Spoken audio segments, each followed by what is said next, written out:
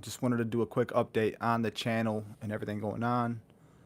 Um, you guys watched the last episode, last live stream. Got promoted recently, so my schedule has changed at work. So you're not seeing videos this week. I'll finally have my weekends off. I'll get back into a routine next week. So you might not see nothing the rest of this week. That's why I wanted to jump on this live stream right quick. And also want to let everybody know, decided that I am going to do a subscriber league. I know a lot of you have been asking me about it. So I got that set up. We're going to be hosting that on my fantasy league. It's going to be a 12-team league. I'll start off on 12. If there's a lot of interest in it, then I might try to kick that up to a 16-team league. But for now, it's going to be a 12-team league. It's going to be 40-man rosters. It's a full IDP league. It's going to be super flex, and it's going to be a half-point tight end premium. So if that's something that you guys are interested in or want to get in on it, the league is already set up. Literally, all I have to do is send out the invites to subs who want to get in on that league. Right now, 3 spots are filled, me included. That's going to leave 9 open spaces for subscribers who want to get in on that league. So it's going to be the inaugural Dynasty League, Dynamo Dynasty League is what it's going to be. So, again, I see a few people just joined this. It's going to be a 40-man roster, full IDP, so 11 starters. For all of you guys out there who haven't done IDP, don't play IDP, this is going to give you a chance to get into an IDP league. That format's going to be it's like a 3-4 defense. 3 linemen, 4 linebackers, 4 DBs. And then we are going to be doing super flex and half-point tight end premium. So I think it's going to be a really fun league. We're going to have a 10-man taxi squad, first and second year players. Again, this is on my fantasy league. I know a lot of you guys play on Sleeper. My fantasy league, the app is terrible. It's absolutely hot garbage. I'll be the first one. But on my fantasy league, their web browser, it's amazing. You get everything that you need on that web browser. So literally how I use it, it's like going to any website on your phone, on your mobile phone, typing in, you'll be typing in my fantasy league, it'll go straight to our league page. So, hey, what's going up, guys? What's going on? It's going to be a fun league. It's going to be active. I have two guys that I've played with before that are coming onto that league that I trust, that are going to be active. That's the thing. I want people that are going to be active, that know what they're doing. If you haven't played an IDP before, that's fine. But it's just a matter of, getting yourself situated, learning the ins and outs of IDP and the scoring. Again, the league is completely set up. All I have to do is push the invites. So, and it's going to be a first-come, first-served basis. If you guys want in on it, you got to send me an email, dynastyleaguedynamo@gmail.com. $57 is the league fee. Okay, for my fantasy league, there's a host fee for that site. It's $70 a year to run your league on my fantasy league. So roughly $7 is going to cover the my fantasy league fees. We're going to use League Safe for our payouts. And we're going to have a championship belt, like the one that I showed you last time. So championship belt. And then we're probably going to do first place, 300, and then second place, 150. So if that's something that you guys are interested in, definitely drop it below. Drop a comment, let me know. And I'll send invites out, but it's literally going to be first ones who pay are the ones who are going to get it locked down. That's the fairest way I can think of. So that's how it's going to be. And yeah, I've got a little time. It's snowing like crazy here right now. I just got notification that I got a late start tomorrow. I normally get in at 8. I don't have to start till 10. So decided let me jump on here. And yeah, this is going to help me avoid going outside and shoveling snow right now. My wife told me I had 2 options. Do something for the channel or go outside and shovel. So we need to make this stretch as long as we possibly can, y'all. So if you guys got any questions, any Dynasty questions, fantasy questions, drop them below. We think alike. I rebuilt an Orphan back in... Yeah, man, building an Orphan's fun. I can't say it enough. Like, that's probably my most fun part of Dynasty football to me is finding really bad orphans. Some people think I'm crazy for doing that. Let me adjust this camera, but I love finding orphan teams, and not just any orphan. Like, I want the worst team possible. Give me the scrap. And I'm actually looking. I'm looking for an orphan team right now. And I don't want just like a run-of-the-mill average team. Like, if you guys have a league, you're looking for a new owner, I mean, preferably it's my fantasy league. I don't like the sleeper app all like that. I like seeing everything that's in my fantasy league, but I'll jump on sleeper if I have to. If you got a terrible, terrible orphan and you're struggling or you're going to struggle to find an owner for that team, hit me up. Like, that's by far the most fun that I have in Dynasty football is taking over bad teams and putting my stamp on it.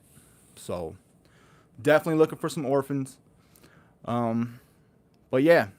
And then I did want to mention a couple of names, man. I've been thinking about some receivers, guys, players that I would be looking to move this offseason.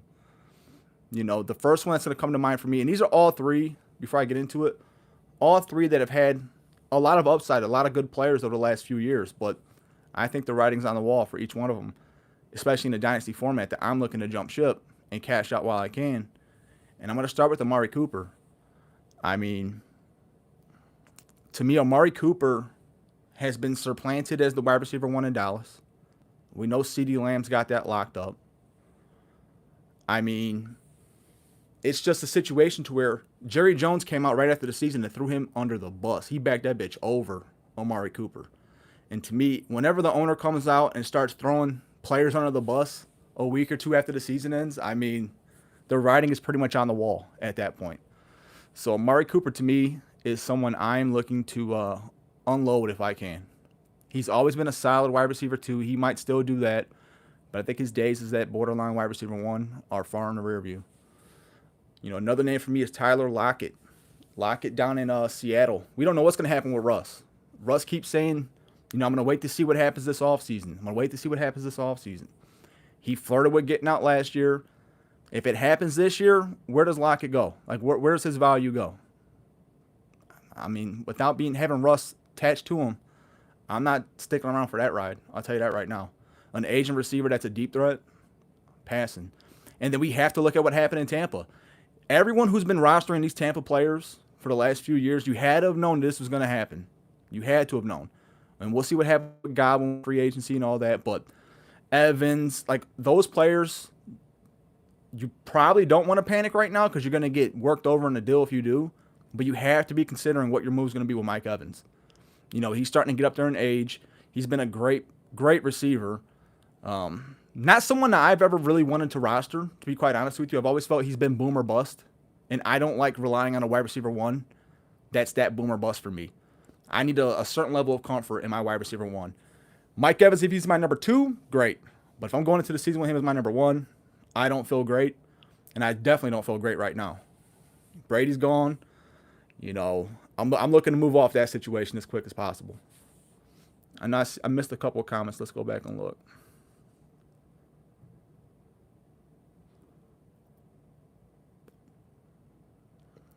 Let's see. Frank, I just let you guys know how to get into that league. If you guys are just joining, we are starting a channel Dynasty League. It's going to be hosted on my fantasy league. It's a 40-man roster, full IDP, 10-man taxi squad, first, second year players on taxi. It'll be a super flex, half-point tight end premium. It's going to be a really fun league. So if you're interested, send me an email, and I will send invites out. The league is set up. I just need to send out invites. It's $57 to join the league. Payment will be on League Safe, so you guys know that it's safe. First 9 who pay will be in. I've already got 3 spots locked up. Let's see. The only good player you had was Julio. And you ended up drafting Swift, Dobbins, and Jefferson. Well, you've had a hell of a run on draft picks there.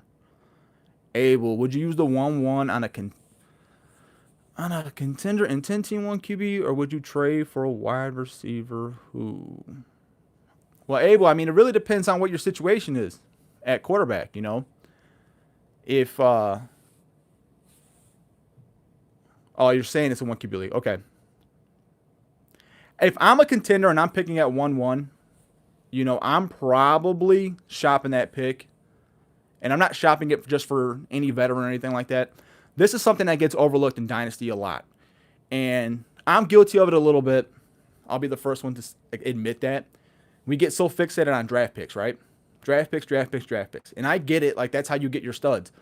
But if you have high draft picks and you're willing to trade off of that first or second round or first overall pick in the draft, and you can get a young veteran in return, that's the move to make. Someone who's already proven. If someone's done second, third year in the league and they are already showing us that they can play, then why the hell would we make that move? Regardless of what anyone wants to say, rookies are rookies. They haven't done anything. They haven't proven shit. So for a rookie to come in and have an impact, it happens every year, but there's a lot that flame out. If you can go get yourself a young vet who's already shown that he can do the thing, second, third year in the league, that's the move I'm making if I'm a contender. I'm going to get myself a proven young vet with that 1-1. If I'm already contending. Debo for the 1-1. I'm not moving Debo. I love Debo. I think Debo's a dog. That's just me. And I value him more than any of the receivers in this draft. Yeah, you got Herbert, Allen, and Lance in a super flex. Your team is stacked at quarterback. You have nothing to complain about in that scenario. Let's see what else. What is the minimum you look for in return for CD? See, I'm not moving CD, man. Like, honestly, I can't even give you that answer because CD is a player, and he's one of the few. He's a player that you want to build around if your team is ass, and he's a player that you want to keep if you're contending. I think he's the clear-cut wide receiver one in Dallas. And how many, like legitimately, how many receivers in Dynasty would you rather have over CD Lamb? 2, 3, maybe? Like, maybe?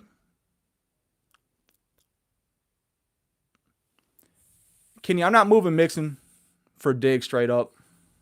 I'm not doing that. I would be looking to move Mixon this offseason for a few reasons. But Mixon has finally produced for us. I mean, how long have we all been waiting on Mixon? I drafted Mixon as a rookie. I've been sitting on him for years, hoping that he popped off since he finally got their shit together. Burrow, Chase, Higgins. Mixon's going to do something. Next season's probably going to be his best year. So have that in the back of your mind that Mixon's probably going to pop off next season. After that, I'm looking to move him. But I would not do that for Diggs. Diggs is already on a decline. He had a 174 PPT this offseason or this past season. And Gabriel Davis, I think, is coming on. So I'm not making a move for Diggs right now. Not for that. And there's always that positional advantage at running back. Yeah, we waited forever for Joe Mixon. Forever. Through the injuries, through the inconsistent play, we waited forever. And those that stuck with him, kept him rostered. I mean, reap the benefits now because you deserve it, having patience and holding on to him as long as we did. Let him, just ride it out for a little bit. This season, you're going to get rewarded. After this, though, I'm looking to move him. Yeah, I think this is the year. Keep Mixon this season because I think he's gonna have a really good year. It wouldn't shock me to see Mixon, push Jonathan Taylor for the number 1 running back next year. It really wouldn't with that offense, especially since he upgrades that offensive line. You can't stack the box anymore in Cincy. Burrow, they're going to be stretching that field so much, Mixon's going to run wild next year. As long as he stays healthy, he has a chance to be the RB1. Let me go through, see what else I'm missing.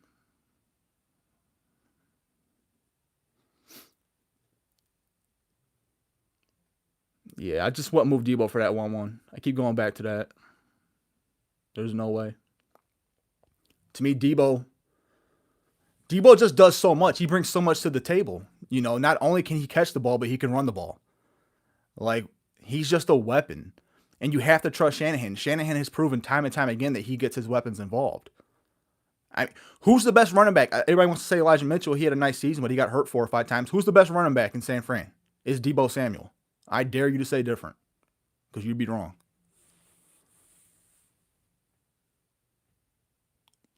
Let's see. Am I moving Eckler? It just depends on your situation. If you're a contender, then no.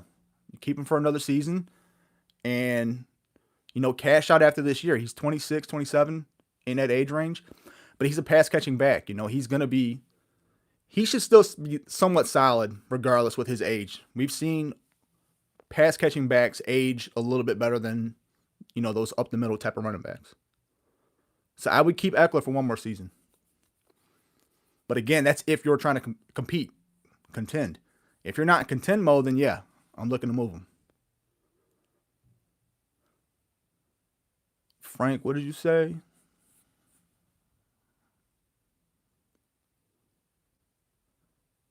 Yeah, we'll be doing our rookie mock soon.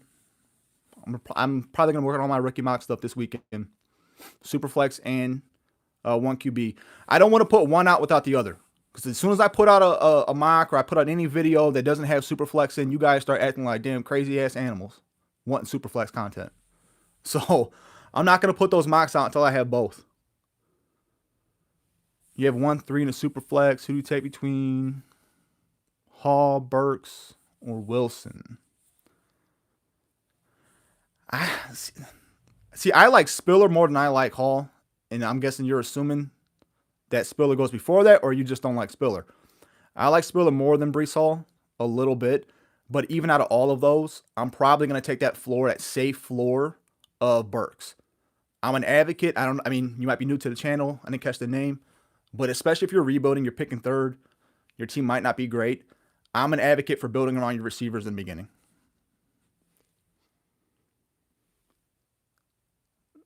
Yeah, Frank, there'll be more coming, man. Like I said, just got to get my schedule situated. Yeah, so if you don't like Spiller, but if you're rebuilding, like again, I'm an advocate for building around those receivers. Like 100% of the time. Receiver and tight end room. And the thought behind that is, I've said it before on this channel, running backs fade out way quicker than receivers or tight ends.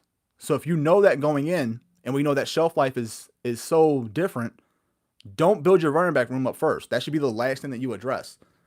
And why? Because if you do that first, by the time you get your receiver and tight end and quarterback squared away, your running backs are falling back off. Get your receivers built up, get your tight end built up, address your quarterback room, and then attack running back. That's why you should be trading for draft picks 2, 3, 4 years down the line. Have one draft where you're just going to smack that running back room while you're building up your receivers and tight end and quarterback before you get there. That's my strategy. That's what I do. Obviously, if you can get a running back along the way on the cheap, if someone is down on a player or like for whatever reason, they're down on a guy, you can get him undervalued, then yeah, go ahead and do it. Yeah, so Dobbins and Akers, but see, that's the one good thing. As sad as it is that your running backs got hurt last year, that's the one good thing. You have a bad record, but you already have these running backs coming back for next season. So you're already kind of in the driver's seat right there. That helps you out in the long run. It sucks that they got hurt, but in the long run, that might be to your benefit. Alexander Madison trade value is currently. So if you own Madison, but you don't own Cook, I'm guessing that's what's going on. I'm not trading Madison at all. I mean, Cook is getting to that point. Injuries are starting to creep up on Cook. Offseason issues are happening with him. I'm not moving Madison. Every time Madison's gotten in, he has balled out. We know that he can play. So, like, what's the most you're going to get offered right now if you own Madison? Someone might come at you with a mid-second round pick. I'm not taking that. Again, goes back to the rookie. We don't know if they can play. That's in the first round. You start getting to that second, third round, we still don't know if they can play. I'm not moving Madison. He's a young running back who's every chance he's gotten, he's proven that he can play. So I'm not moving off of him. I would expect Cook might have another season in Minnesota, and then we'll see. They already have his heir apparent in place. Yeah, if you got Madison, that's a player to just hold on. Just hold on to him. Be patient. It's the same deal with Tony Pollard. The absolute same situation with Tony Pollard. He was better than Zeke this year in every running metric. Now, Zeke might stick around one more season, but Pollard has a role in that offense. We know what his role is. He's going to get touches. He's a safe RB2 with top 5 upside if something were to happen to Zeke. So those are those handcuffs to grab right now because in a season or two, like your running back room could look vastly different. Vastly different by rostering those players right now. And those are prime examples, man. Those were guys in our rookie drafts that were going in third, fourth, fifth rounds, depending on when you were drafting. And that's the beauty. That's the beauty of having a taxi squad. If you don't have a taxi squad in your league, you need to get one. That's the beauty of it. You're able to draft your players, keep them taxied, let them develop, and that's how you can really churn out your dynasties. Taxis are a game changer. Let me go back and see if I missed anything else. Yep. See, everybody else saying keep him too. I would definitely keep him. Let's see what else. 12-man league, 1 QB. You got Deontay, Jamar, Higgins, A.J. Brown. Smith is your receiver, so you're loaded there. Carter and Dillon, I like your young running backs. Tight end is Knox. Knox isn't a bad option. You've got the 1, 2, 1, 4. And then, damn, son, you got all those 2023 first. No, I wouldn't change anything. You're doing it right. You know, your receiver room is stacked. Your biggest issue is going to be tight end to me. You got Herbert at quarterback. You know, to me, if you can upgrade from Knox, then upgrade from Knox. And that might be dangling out one of those early first-round picks and going and talking to the Mark Andrews or the Kyle Pitts owner in your league. If you can upgrade from Knox to one of them, you know, slide off one of those early picks in 2022, you still have all those picks in 2023. Your receiver room is absolutely stacked. Your quarterback is squared away. Your tight end room would then be situated. 2023 is going to be heavy RB. You're going to be able to attack that room and get what you need to get. That would be my advice to you. Get that tight end squared away. Yep, crooked eye on here too. Absolutely, keep Madison. I'm definitely an advocate for that. You're not going to get value for him. You know, you're going to get a mid-second round pick. I would be shocked if someone offered you more than that. And they're going to use the same thing against you. He's a backup running back. Cook is a stud. They're going to use all that stuff against you, which is true. But how long will he be a backup? Another season or two?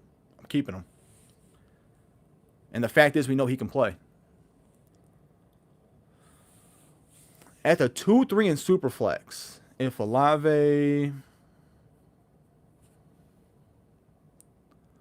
possibly get Andrews or Pitts, specific offer I should offer for Pitts, Andrews. I mean, again, you're gonna have to include Knox in either one of those deals, and it's gonna cost. I mean, I think you said you had pick 2 and 4. Obviously, you're gonna start with pick number 4, but you're gonna have to kick something else in for either one of those. But I would be okay with that. You know, that might cost you pick 4, Knox, and shit. Like, you honestly might have to kick in another early second if you got it. I don't know what the rest of your roster looks like, but it's going to cost you something else. I can tell you that, but I think it's going to be worth it. Like, that positional advantage you get from tight end, having an elite tight end, there's nothing like it in Dynasty football. I don't care what anyone says. There's 2 or 3 elite tight ends every single year that produce points. And if you can lock that down, you are going to have an advantage every single week at that spot. And these elite tight ends are scoring like wide receiver 1s. That's the other thing. You can literally start a wide receiver 1 in a spot where someone else is getting 8 points. That's where you start separating yourself from the rest of your league. Jalen Hurts, man. I mean, I've said it before about Jalen. I mean, I don't want to get too down on him. He's a young player. Can he get better? Absolutely. But they'll probably give him a chance this season, his last chance. And if he doesn't improve, he's going to be gone. And some people think he got better as the season went on. I'm not seeing it. I mean, you see what happened in the playoffs. That dude folded like a wetsuit, man. Cheap-ass wetsuit. So to me, I'm not all in on Jalen Hurts. Yeah, I mean, having Waller, and has been a great tight end. He was hurt this season, you know, had a little bit of a downplay, but he's still going to be good for a few years. And to me, having Waller, Pitts, Kittle, Kelsey, Andrews, those type of tight ends, it's just set and forget. And you don't have to worry about it. You don't have to sit here and like, damn, am I going to get 6 points? Am I going to get 8 points? No, you might be looking at 20 points or 30 points if they really pop off. That's an elite advantage to have in your dynasty leagues, year in and year out. And I'd almost guarantee, look at all the teams in your leagues that have had Travis Kelsey in the last 5 or 6 years. Just go back to your own leagues, do an audit of your own leagues, take a look at those teams. I would almost guarantee they're probably successful from that positional advantage of Kelsey, year in and year out. Yeah. I mean, you know, Watson's going to get traded. We know he's going to get traded. And to me, like, Hurts, it's just not there. And if Watson goes to Philly, you guys, oh my God. The value of Devontae Smith next year, if Watson goes to Philly, You guys know how I feel about Devontae Smith. He is an absolute stud. Watch his film. If you don't believe me, just turn on the tape. Watch what he does in space. He would absolutely go berserk next year.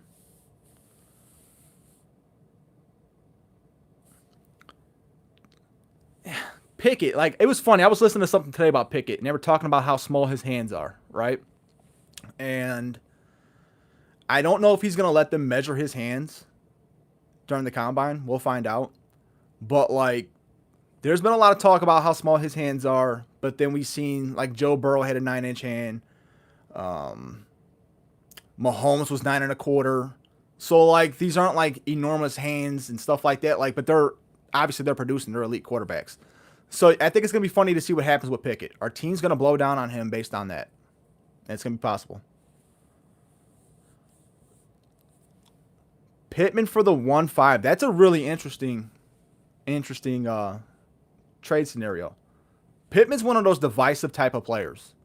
You know, I don't think there's a whole lot of middle ground with him. People, I think, either love him or they think he sucks. Like, truthfully, I think that's kind of what it is with Pittman. I like Pittman. I don't like him as a wide receiver 1, though, which is how you phrase that question. I like Pittman as a wide receiver 2, a very solid wide receiver 2. Okay? The thing that people like to use against Pittman this season, he was the only option, so on and so forth. I turn that shit right back around and use it against him as well. Yeah, he was the only option, and he still put up points. That's one, right? Like, he still cracked 1,000 yards. Like, he looked really good out there with nobody else pulling coverage, and he had bum-ass Carson Wentz. So you have to factor that in. A player who can still produce against odds, give me that player.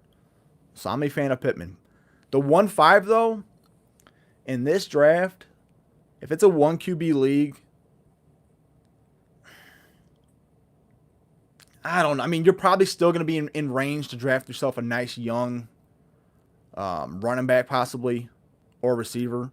But if you're just going to replace him with another receiver, I'm going to keep Pittman in this draft.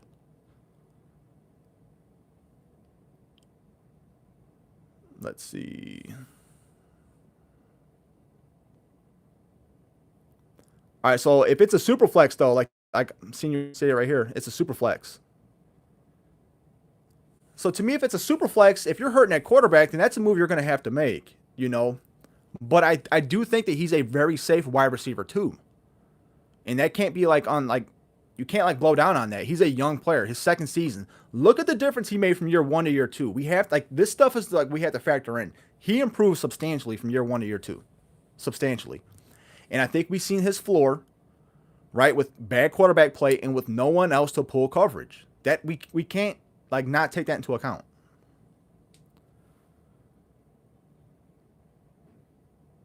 See, I like Devin Bell a lot, man.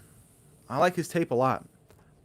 And I don't know who's down on him, but he's definitely in that upper tier for me. I like him a lot.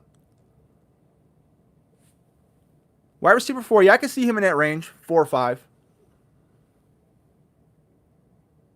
Yeah, see, a lot of people I think love David Bell. I think he's right in that range, man. And I think to me, Burks is my clear one. Wilson's really close behind him, but I think between 3 to 6, I think it's really, really close. I don't think there's this huge delineation between them.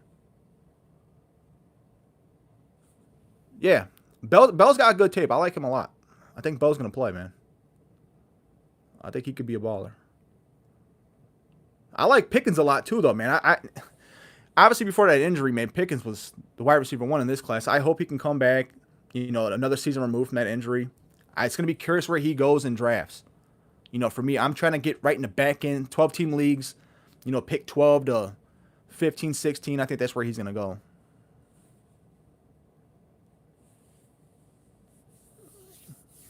Yeah, he's good at everything, great at nothing. That's a good way to sum him up, Joe.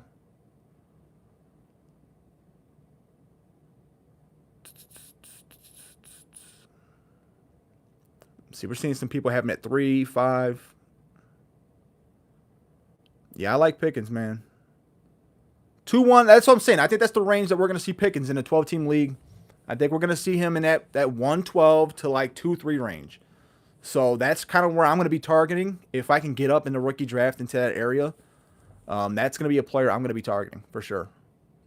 And I think that's a great spot to buy him at too in the draft, because if he comes back to form, and we've seen with these major injuries, sometimes it takes that extra season. That first year back, they're still working through it. Maybe they don't trust their body and all that good stuff. And there's a psychological aspect to it. That second season back, when they know they're not going to re-hurt themselves and stuff like that, we see players flourish. And I'm hoping that's what happens with Pickens.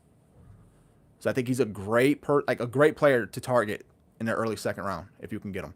That could be a pick that pays off big time in terms of the value return.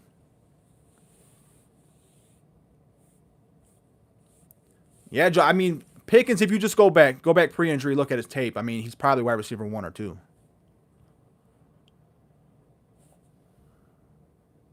Like, Pickens is definitely one of my favorite players in this draft. But again, like, this is a time, especially in these dynasty leagues, to really start factoring in what we're going to be doing to try to get up and get these draft picks. Like, if we're not getting these picks right now, like if you've missed the boat, you need to get on it right now. Frank Darby. I knew you'd say something about Darby. Sheikh's been on Darby since last year. He loves Darby. I'm going to let you be the subject matter expert on Darby, Sheikh. But back to the draft pick. Like, you really, really, really need to get on the ball with these draft picks, guys. If you don't have them right now, you're already late to the game. But the closer we get to the draft, the prices on them are going to continue to increase. Like, it's going to get to that level where they're going to be skyrocketing. And if you're wanting to get these players, like, this is the time to do it and start looking at your rosters and looking at these older vets that have the potential to fall off next year. I mentioned a couple of them earlier. Amari Cooper, Mike Evans, Tyler Lockett. Like, these are the guys we need to move off of.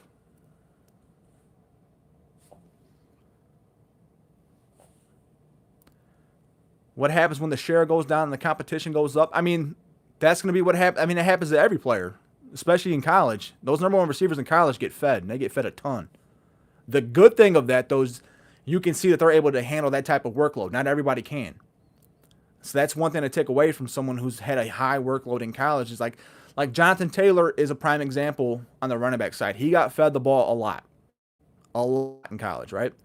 And we can see that he can handle that workload in the NFL. Now, that might catch up to him. His shelf life might be way quicker than a lot of RBs. Time will tell based on that college workload.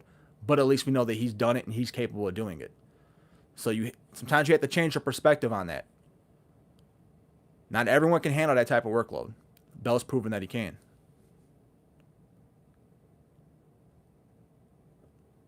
Let's see what else.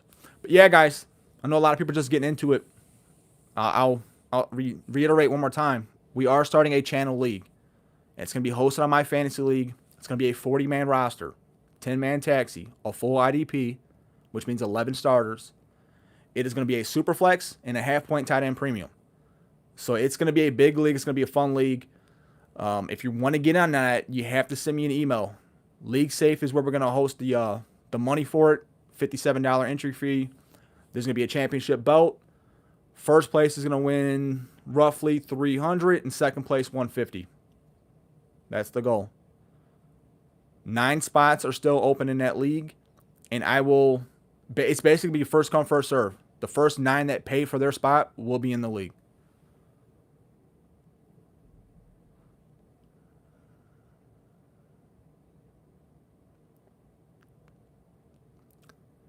Yeah, see, I agree with Joe on that. Someone who had massive workload in college, obviously being game planned against, and they still had success. That's how I look at it too, Joe. I look at that as a positive. Scary Terry was thinking of trying to get DJ Moore or Higgins. I mean, if you can move Terry for DJ Moore or Higgins, I'm doing it all day. The injury on Jameson, I think he's probably going to slide to that back into the first. Back into the first of rookie, early second.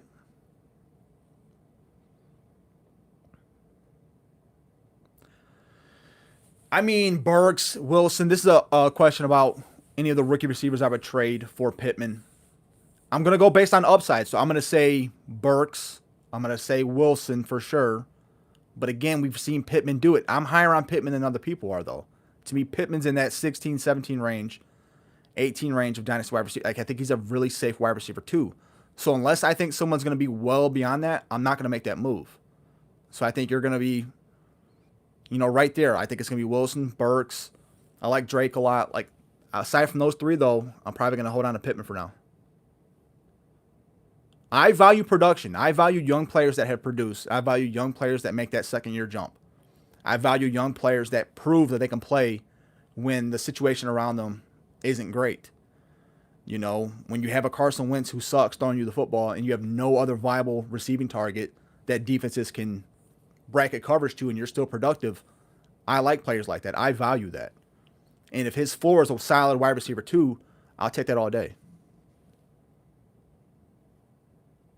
What's going on, Mike? Welcome to the stream here. Let me go back, see if I missed anything. There's a lot of, you guys don't see them right away, but I'm seeing a lot of questions come in. I think we're caught up.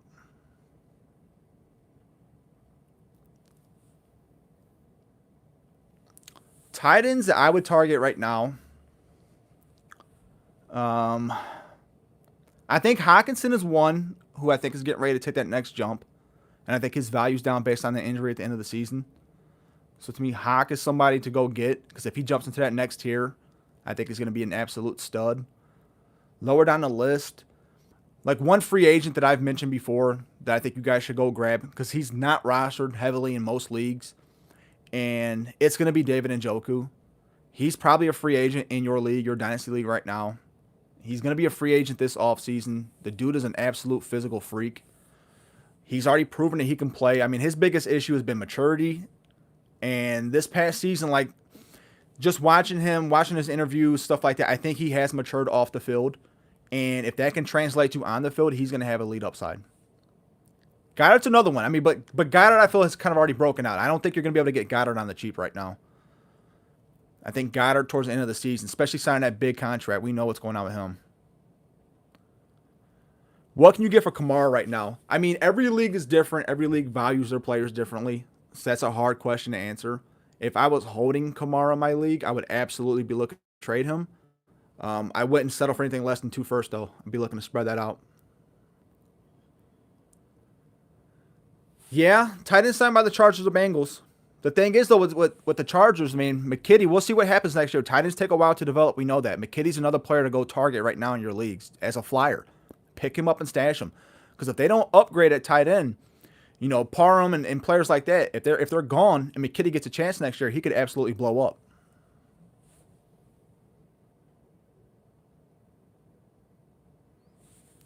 Let me see what else.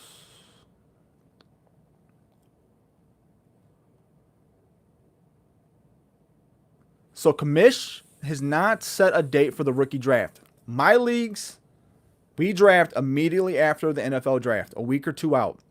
And to me, that gives the managers that put the time in to study the tape, to actually do their homework and do their research, that allows them the opportunity to find players, find those diamonds in the rough, 3rd, 4th, 5th rounds.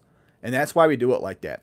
I don't like waiting until August when everybody else has all their write-ups out, all their mocks out, and these lazy managers in our leagues who don't do anything to prepare can just read an article for 5 minutes and then, they're ready to go in their draft. Like, I hate doing that. So to me, early May, draft being at the end of April, early May is the way to go on a Dynasty League rookie draft.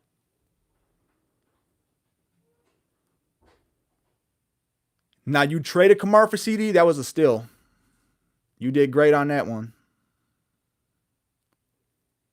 Let's see what else.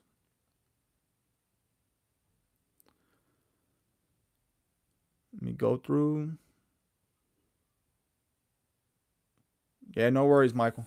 You did good, man. If you got CD in that deal, that's a great deal. To me, CD's the Dynasty wide receiver 3. And if Dallas does move off of Cooper, if you guys are just getting here, Cooper is one of the players I mentioned is someone that we should be looking to probably trade away this offseason. If they move off of Cooper, CD's going to absolutely go berserk. Like, absolutely go berserk. And he was having a great year. And what happened? What happened towards the end of the season? And Dallas got exactly what they deserved. Any Cowboys fans in here? They got exactly what they deserved.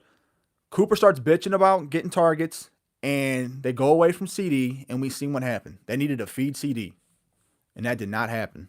That was on them. Trade advice for trying to move running backs like Chubb or Fournette. So with Chubb and Fournette, you're just going to have to target those teams that are in win now mode. Honestly, those older running backs that have proven to be productive, you're not going to be able to move them to like most of the league. It's going to be a small, 2, 3, 4 teams in your league that you're going to be able to trade that person to, that player to. But what you have to do is you have to negotiate with each one of those owners to like artificially inflate that value. Anyone who's a savvy dynasty player, they know that Chubb is on a decline based on his age. Fournette, based on age. So they're not going to be giving you a whole lot to grab these players. But you can drive up price. If I'm the best team in the league and I know someone's nipping at my heels, right? And you come to me and you're like, hey, Johnny, whoever it might be, is trying to get Chubb off my team. And I know that if Johnny gets another running back, we might be neck and neck. I'm going to do whatever I can to block that deal. That's what you're going to have to do. Use that shit to your advantage. You have to play owners off of each other. Thoughts on Justin Fields? Justin Fields, you need to go get Justin Fields right now. That's my thoughts on Justin Fields. I think he's an absolute stud in the making at quarterback. I think he has elite upside on the rushing side of things. I think he's better with his arm than what most want to give credit for. Matt Nagy was an absolute train wreck. It can only get better for him in Chicago, is what I'll say. Justin Fields is someone to go get now. And his value is down based on what happened last season. He's someone I would go get now. And we see rookie quarterbacks all the time make that second-year jump. All the time. Now, if you got CD and you're going to downgrade a Waddle in 2 first, I'm not going to argue with that. You just bent somebody over and took them behind the woodshed in that deal. So, I hope you were gentle, is all I can say. See what else. Yeah, I'm moving on from Diggs. I'm moving on from Diggs this offseason, personally. Yeah, Shaquan, you're a Cowboys fan.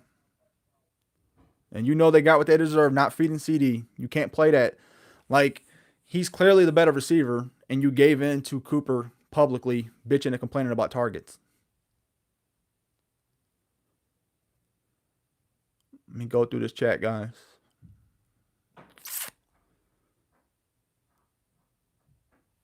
Don't want to miss anything.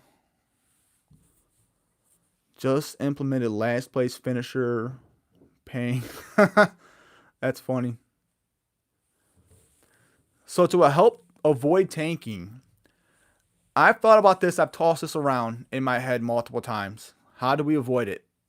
Part of it, though, is it's part of the game, right? So, like, if someone's tanking the right way to where they're blowing up their roster, trading off all their vets, going super young, I think that's part of strategy. And I don't think we should try to minimize that. I think that's part of strategy. What we need to avoid, though, are managers not putting the best roster or the best starting lineup out there. That's what we have to avoid. And I like the idea of those toilet bowl leagues, whatever you want to call them, those brackets, giving someone an incentive to do well, right? So if they miss out on the playoffs, there should be a carrot dangled. Yeah, your team might have made the playoffs, but if you win this playoff bracket, you're going to be compensated. Another second-round pick, whatever it might be. I think that's the way to go because it rewards teams who are still trying, right? They still have to put their best roster out. I think that's the way to go. But every league is different, and if you want to find the last place team so they can avoid that, I'm all for it. We have to try different things to see what works. I like the idea of giving those teams that don't make the playoffs an opportunity to still play in the playoffs and get rewarded for it by putting out the best points or the best team possible. Let me go through this chat.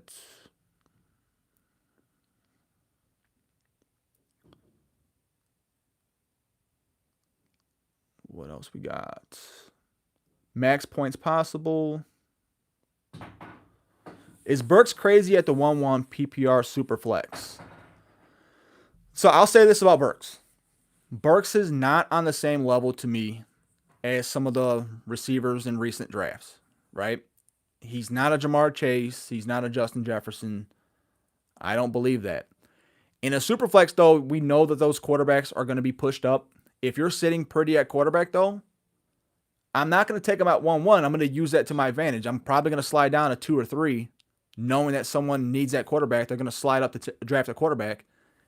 I'm going to take that chance and that risk that he's going to be sitting there at 2 or 3, slide down 1 or 2 spots, grab more assets, and then pick them there.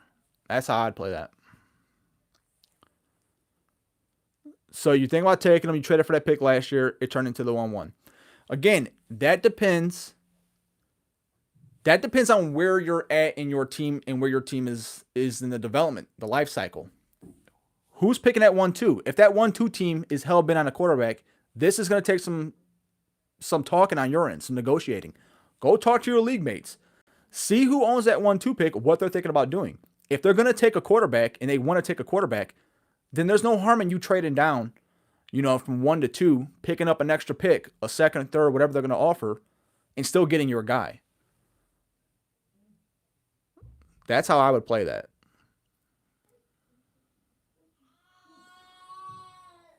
Oh boy, hold on, y'all. My son's going off.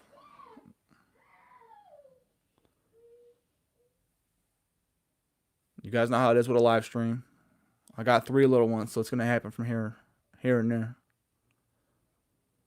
Let me take a look.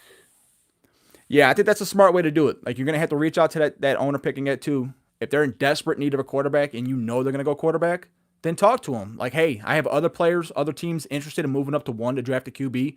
I know you're probably looking at a QB. Do you have one that you really want? I'm willing to slide back 1 spot. And in that scenario, you're still going to get your guy and you're going to pick up another asset. And it might not be anything crazy. It might be a 3rd round pick, but that's still another dart throw. That's how I like to do it. But that requires you to communicate and, establish relationships in your leagues. That's an important part of Dynasty that gets overlooked. Really important part of Dynasty that gets overlooked. Let me jump back on here, look at any questions that I might have missed.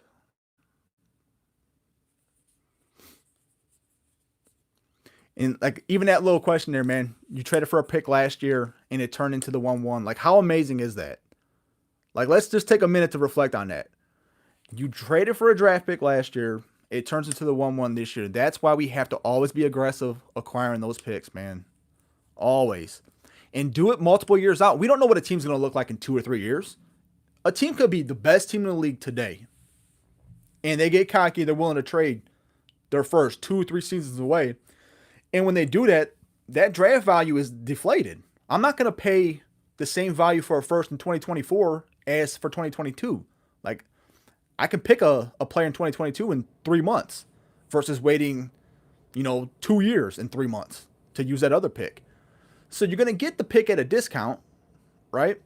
And in the chances that it turns into a top 2 or 3 pick, because teams change every single year, injuries happen, players fall off.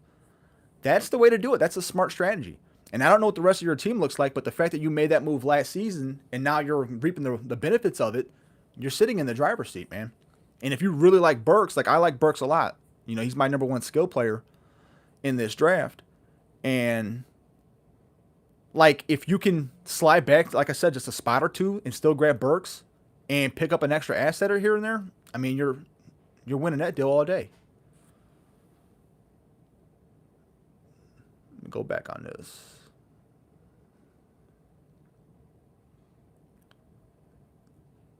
But yeah, I've already kind of gone over some of the stuff I would do in the offseason right now with some of these players I would trade away, some of these vets.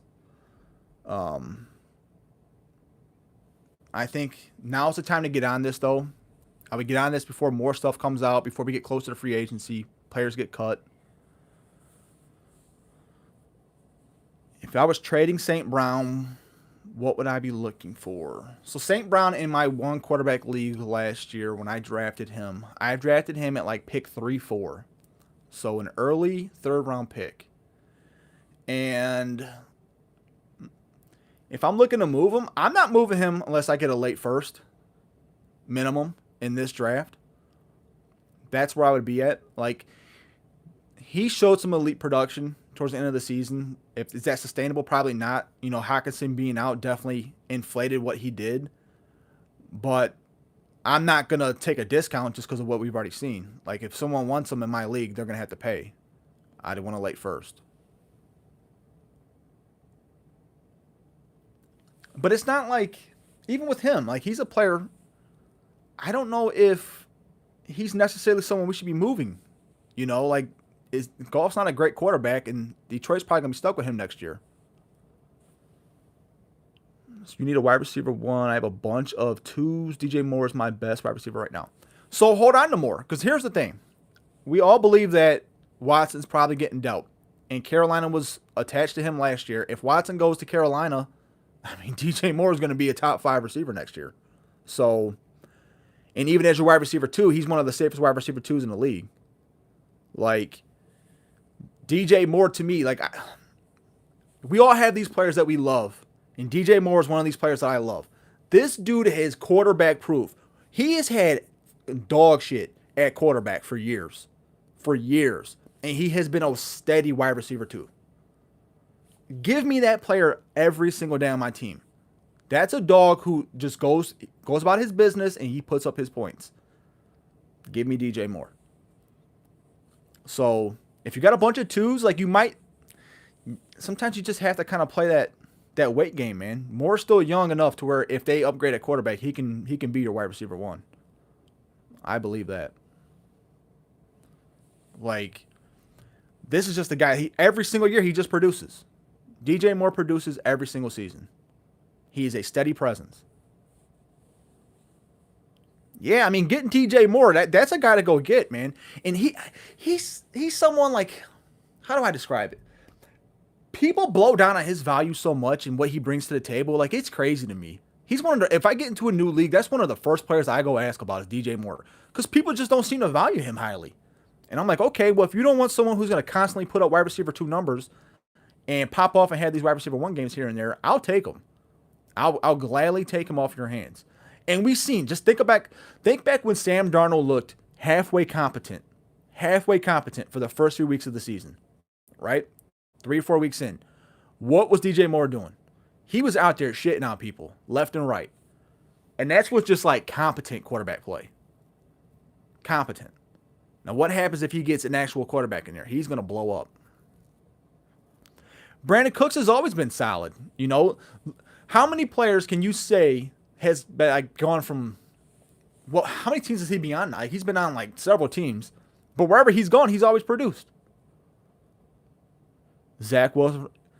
If someone's offering you Zach Wilson for Deshaun Watson, even with all the uncertainty around Deshaun Watson, I need you to go put that on the get the fuck out of here section of the community post, please. Josh Jacobs is another one. Like, yeah, is he an elite player? Probably not, but Josh Jacobs produces. He's a solid RB2. Like, we know what we're going to get. There's some players that they're up and down. Josh Jacobs is not one of them. He just goes out and does his job. Every single season, he just goes out and does his job. Those are players that I like to have on my team. They are steady and they're reliable. That wins games. Availability is the best ability. Josh Jacobs will help you win games. He's a steady presence in that RB2 spot. And I know Joe brought up Brandon Cooks, but Brandon Cooks has always been a productive player, no matter where he's gone. He has been a productive player. He's getting older, yeah. And is it someone that you're looking to move? Possibly. But Brandon Cooks is kind of the same way as DJ Moore. His value will never match what he brings to the field. It just doesn't happen. Like, you can try to trade him, but you're never going to get fair value because people just blow down on what he brings to the table.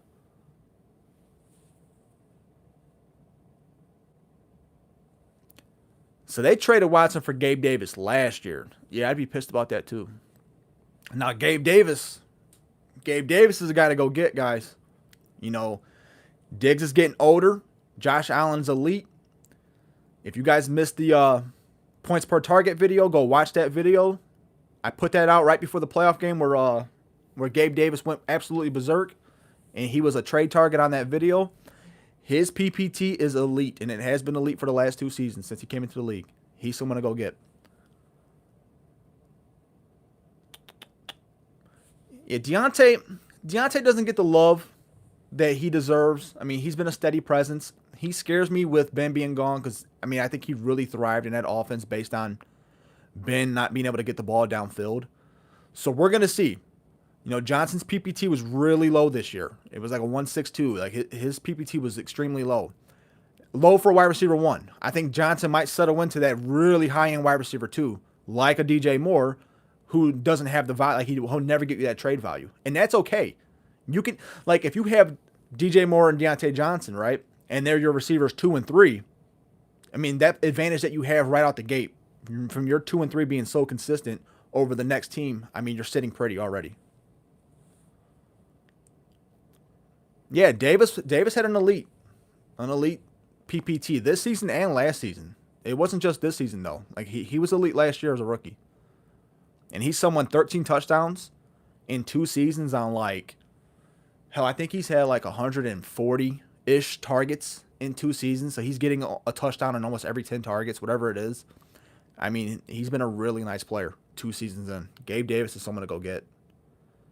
He was someone to go get before that breakout game. He's definitely someone to go get now. Let me go back and look through this chat.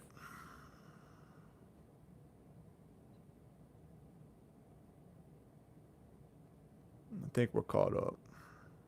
Yeah, we're caught up. But yeah, guys, I mean, those are receivers I love to get. And I'll be honest with you, like how I structure my leagues, and this is something like a lot of people don't talk about it, but this is how I structure my leagues. I like to have 6 starters at receiver that I feel good with. Right? So, league last year, you know, we're looking at Jamar Chase, CeeDee Lamb, Pittman, Devontae Smith, DJ Moore, and Bateman. If my wide receiver 6 is better than someone else's wide receiver 2 or 3, I mean, that type of advantage, you can't underestimate that. Thoughts on Sutton? Yeah, so like Sutton's a great example, you know. 2nd year back off a major injury, and we're going to see what happens at quarterback. You know, does Aaron Rodgers go there? We don't know yet. If he does, Sutton and Judy, my God, man, like the increase in value on both of them in the blink of an eye will be so substantial. Like, those are players to go get right now on the cheap if you can. And their values are both down. And if you can grab them really low right now, why not? Like, go, you have nothing to lose. Like, I had a dude in the one league shopping Cortland Sutton for like a back-end 2nd round pick. I'm like, dude, I'll take that all day. 10-team Superflex. Let me read. This is a long question. You got Herbert, Lawrence, Mack. You got Chubb, Akers, Javonte, Fournette, Madison at running back. Receiver, we got what? DK, DJ Moore, Pittman, Gabe, Judy, Patrick, Tyler Johnson, Edwards, Pitts, and Njoku. I mean, you're sitting good, dude.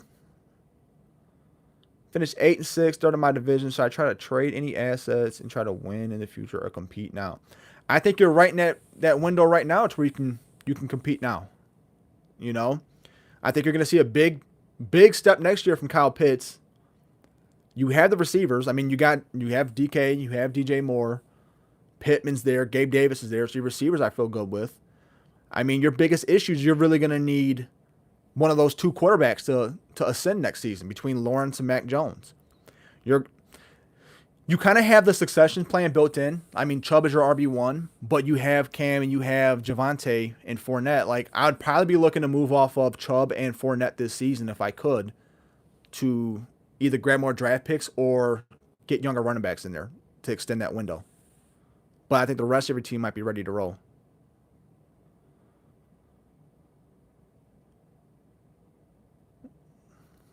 What would you pay for Judy? Was thinking about making an offer for him. Judy, to me, if I'm targeting him, I'm going to offer an early 2nd round pick in this draft. And like, yes, he was an early mid first. But the thing is, he has not proven that he can do a whole. I mean, he's had his issues. Let's just say that. So I'm going to offer them something that there's going to be value, an early second. There's value there. They can replace that player. But I'm not paying a substantial amount for Judy. I'll give you an early second and a flyer. That's where I'd be at. Let's see. Jefferson, Deontay, Scary Terry, Mooney. I love Mooney. Sutton are my wide receivers. Cutting Collins and Edwards. I like my wide receiver core. Yeah, I mean you have a really solid core there. I like that room too. Let's see what else. Going back to that one question between Mac Jones and Lawrence, I mean, if Lawrence can take that step, that team's going to be really good real soon. I'm talking about that Dynasty team we were just talking about.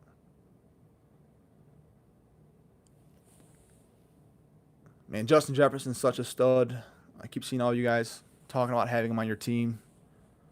I mean, that's a player in this Dynasty League Dynamo, the subscriber league that we're going to do. I'll give you guys a hint. Jefferson's going to be one of my targets. I need him on one of my teams. I haven't had him yet. I need him on one of my teams. I was willing to make some stupid trades this past year to get Justin Jefferson, and I'm glad it didn't happen. And I'm susceptible to it too. Like, we get so drunk on a player that we're willing to do just ungodly things to get him on our squads. And he was definitely one of them for me. I'm in hindsight, I'm glad it didn't happen because I'd have been giving up a haul. Like, I had it right there at the 1 yard line, and the other manager pulled out the last second. So thank God, he saved me on that one. He saved me from myself on that one. So keep the comments coming, guys. I'm trying to avoid going outside and shoveling snow. You guys are helping me help you. If I end this, my wife's going to come down here immediately and tell me to get my ass outside and shovel the 12 inches of snow that we got. I'm trying to avoid that like the plague. I'm down here right now hiding.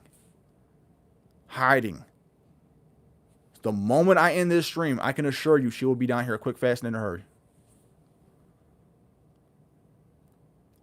Yeah, I know, man. They passed on him for Rager. But they got Devontae Wright. The Eagles got Devontae Wright. I'll tell you that. They got him right. Devontae Smith is a stud. One of my favorite young players in the league. That dude just goes up and makes plays happen. Love him. But Rager, yeah. Rager's a bum. I wouldn't be shocked to see, like, if he doesn't get his shit together this offseason. I know they kind of came out, and they kind of came down on him too at the end of the season. Philly's brass did. Kind of let him know that they were disappointed in year two and what he needed to do to improve. If he doesn't get it together and they bring more competition in, he might be somebody on the outside looking in, come training camp. That can happen real quick for Rager. Because at this point, you got to admit, it's probably Quez Watkins right now as your wide receiver too. It's got to be Quez. Yeah, J.J. Whiteside. Eagles have made some bad receiver picks over the years, man. Some bad picks.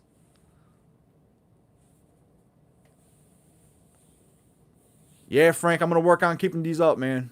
I like to do these once a week if I can. I like just coming out here and bullshitting with you guys. To me, this is more fun than sitting there and, man, when I put those videos out, man, it takes forever. Absolutely forever. I'm like a perfectionist when I try to do stuff. I don't like to do something if I can't do it right. So for me to research a video and record it and edit it and all that, it takes forever. So this is kind of like a breather for me to get on these lives and just sit here and bullshit, talk about fantasy football. Eckler, Kamara, Mitchell are my best backs. I know it's time to move the old guys, but not much depth ideas. I mean, it depends on the rest of your team, man. If your running back core is getting old, and it happens quick and it happens to all of us, if your running back core is getting old, you might have to just take a setback year. Everyone's so afraid of taking that year just to gather your situation, right? Gather your thoughts, gather your team. You're not going to win every year. It's impossible. Like the Fed the River League that I talked about on here, on this channel. This was my 10th season in that league, okay? I am like 101 wins and like 45 losses total, including playoffs, in 10 seasons in that league. And this is a 12-team Dynasty league. I've won the championship 4 out of 10 times, in that league. Like, and that's still great numbers, right? But I'm not winning every year. It's just impossible. Sometimes you have to take a step back here. So if you have older running backs, take that year, trade them off, target picks in 2023 when it's going to be an RB heavy draft class if the rest of your team is stacked up, and then attack your running back room in 2023 and be ready to roll. That's what I would do. I would take that 1 year just to reassess. You're not going to win them all, man. There was a lot of questions that came in. Hold on, guys. I got to go back.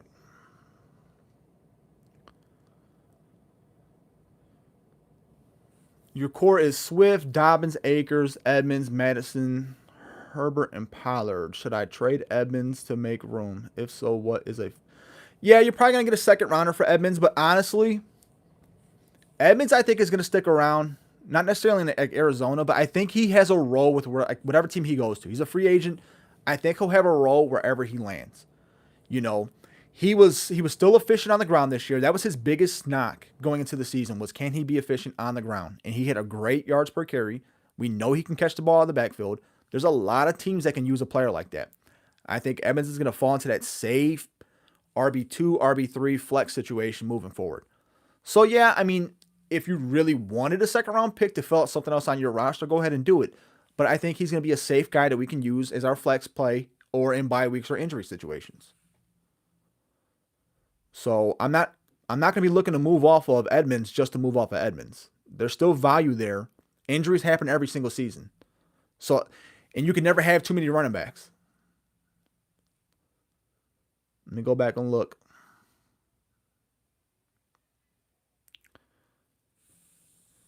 How do I feel about Elijah Mitchell and Michael Carter? I like them both next year. I'm hesitant on Mitchell, though. I need you guys to really peel back that love for Mitchell. That offense is catered to make running backs look great. It happens every single season. My biggest concern, Mitchell got hurt a lot this year. Like a lot. And beyond him and Sermon, no one else on that has a contract. Right? So they're probably going to bring someone in for competition. And they traded up for Sermon. We've seen Ayuk at the beginning of the season was in the doghouse. That's just how that goes there. So they traded up in the third round to go draft Trey Sermon. Mitchell was hurt a lot. That backfield is volatile. It's volatile every year. If someone wants to give you something like of substance for Mitchell, I'm probably going to consider that deal.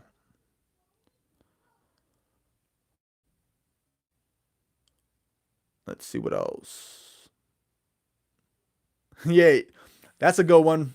Rager for Mims. That would be an interesting trade there, Joe, just to see what happens with both of them. You traded CEH for Kendrick Bourne in a 2024 second, standard 14-team league, fair value. CEH is someone who he's got a safe floor, right? If he's starting, he's got a safe floor as an RB2. But like I've said before, they get Williams into the game, and the offense has just looked different this season. Williams has been like a much better player than CEH when he's gotten his chance to play. Damn, Derek Gore came in and looked like a stud. There's just something off with CEH. Something off with him. So, yeah, I think you did all right in that. Let's see what else. What Crooked had to say. Yeah, they hadn't gotten it together since Jordan Matthews. You guys remember Matthews? Man, Matthews was a nice receiver for them for a few seasons. He was putting up numbers. What else we got?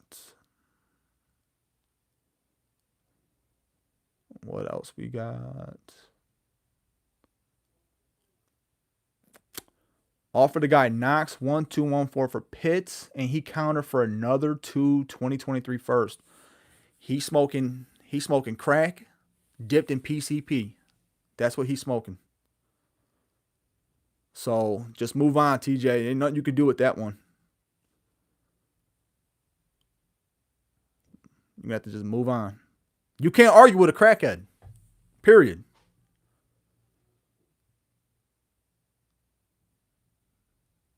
Let's see what else.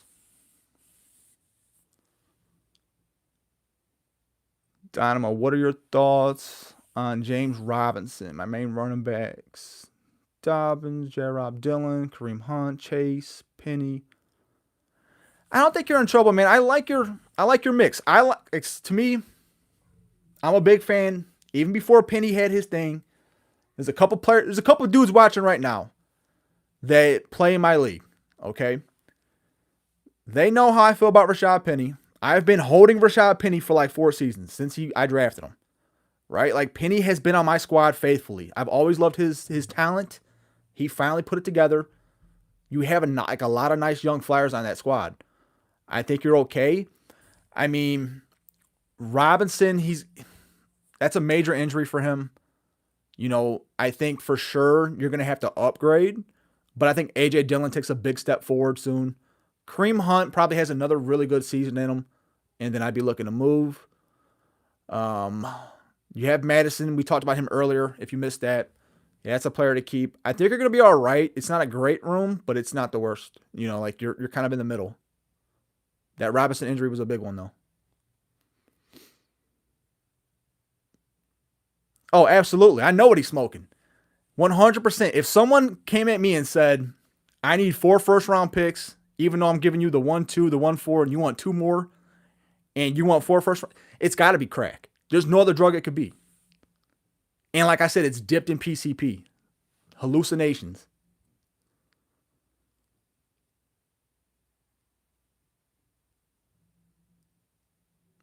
Let's see what else.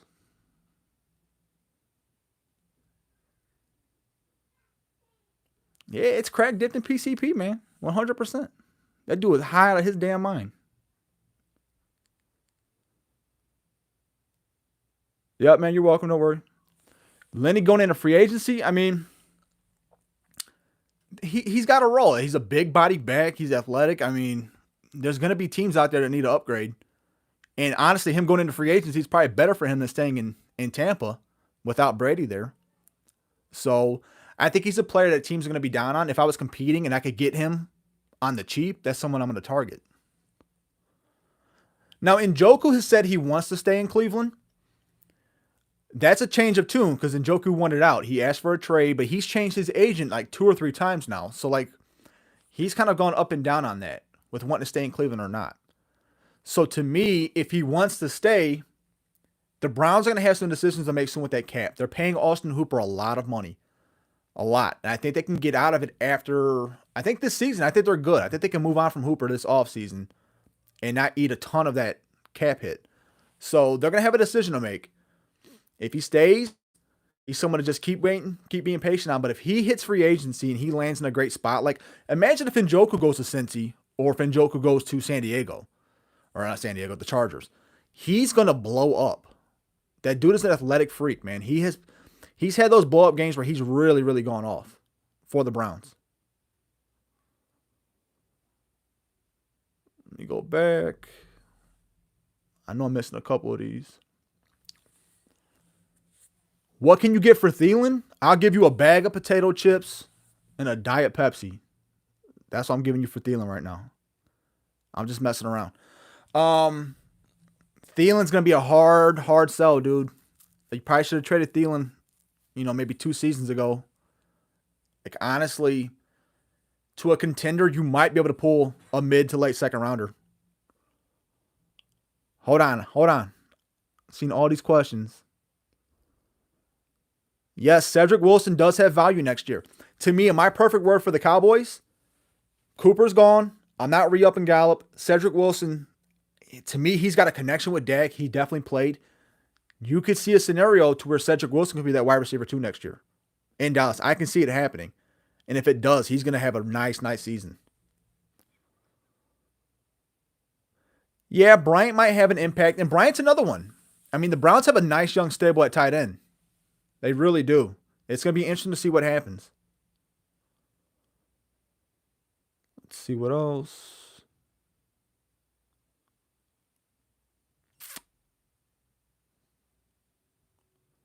Let me go back. There's a question I wanted. IDP. I know most of you don't play IDP, but you're going to listen about IDP for a minute. Who are my top IDP players? My IDP strategy, and this is for you guys to listen to in case you decide to join the Dynasty League Dynamo inaugural Dynasty team. We're going to be drafting soon. The league set up. I just need to send out the invites. The first 9 players who want to get in that pay for their spot will be in the league. That's how it's going to go. And if you want to get in, you have to send me an email. We're going to be doing it on League Safe for the payment part of it. My fantasy league is going to be hosting it. IDP side of things, my favorite players, Roquan Smith, Darius Leonard, Myles Garrett, Derwin James. Like, if you're in an IDP league, stack up that linebacker room, grab those elite top-end DNs. There's a few DBs that I'll target. If I can't get my hands on them, I'll stream the rest of it. But for me, like if I'm picking one, my first player off the board in a Dynasty IDP startup is going to be Roquan Smith.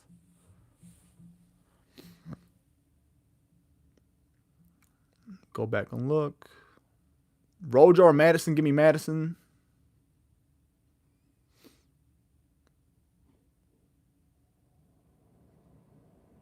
Yeah, Vaughn could be a player that could be had cheap, especially if Tampa realizes, hey, this is going to be a rebuild year. We're not going to be able to, why keep these expensive vets around?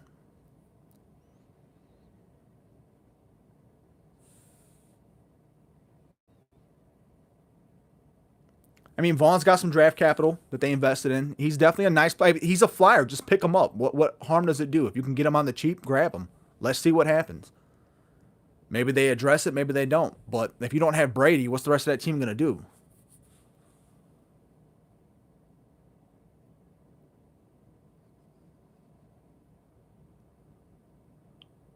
The email is dynastyleaguedynamo@gmail.com. That's the email if you guys want to get in on that league. Kenny Moore was a great player this year for IDP. I think he was like the number 2 or 3 scoring DB. Holland was another great one. I mean, there's some great DBs, but the thing, there's so many DBs that score points. Like, I'm not ever going to overly invest in that position. I'll invest in linebacker, I'll invest in DN, but I'm not going to go crazy on the DB side of things. Like, Minkah Fitzpatrick is a great one, and I have him in a lot of my leagues, but you can just go get these players. Like Kenny Moore, like I said, finishes like the number 3 DB, and Kenny Moore was a free agent in most leagues at the beginning of the season. I play in deep IDP leagues. Kenny Moore was a free agent.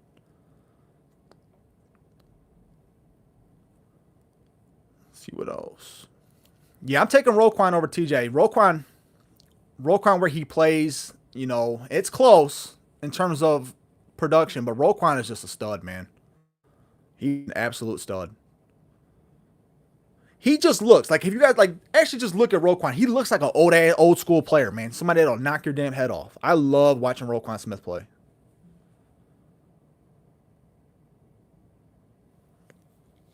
Let's see what else. Yeah, those are good options there. Marlon Mack, Dearness Johnson, those are great guys to go pick up. Mack's had a couple of RB2 seasons before, so we know he can do it. He's a free agent. Dearness Johnson's a free agent. We looked at what he did this year with the Browns, getting his opportunity to start for a few times. He played well. These are guys to go grab right now, man. They're going to be cheap. Grab these dudes right now. And you guys need to be paying attention to your leagues right now. A lot of teams are going to be dropping and cutting players, right? Getting their rosters together, especially if you have a taxi, IR, all that stuff. A lot of owners, a lot of teams, a lot of leagues are making players get back down to their roster limit, 30, 40, whatever it is. Which means players got to come off a taxi, they got to come off of IR, all of that. Watch those handcuffs to get dropped. It happens every season, every offseason in Dynasty. Those handcuff RBs get dropped. And when that happens, you have to be ready to strike. Like Marlon Mack got dropped in one league, and the moment that he cleared, I'm in Cleveland, so East Coast. Most of them are out West Coast. I stayed up all day and night because I was picking him up for free.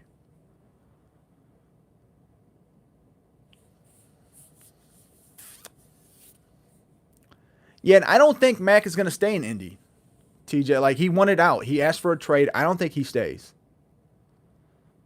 I think Mack is someone who's out. And if he's out, he's someone to go grab. There's hope for Eno if they keep Connor and let Edmonds walk. Then Eno can kind of fill into that third down role. So there's a little hope there. See, I like Kadarius Toney. I mean, I know he's had his injuries, and that scares me.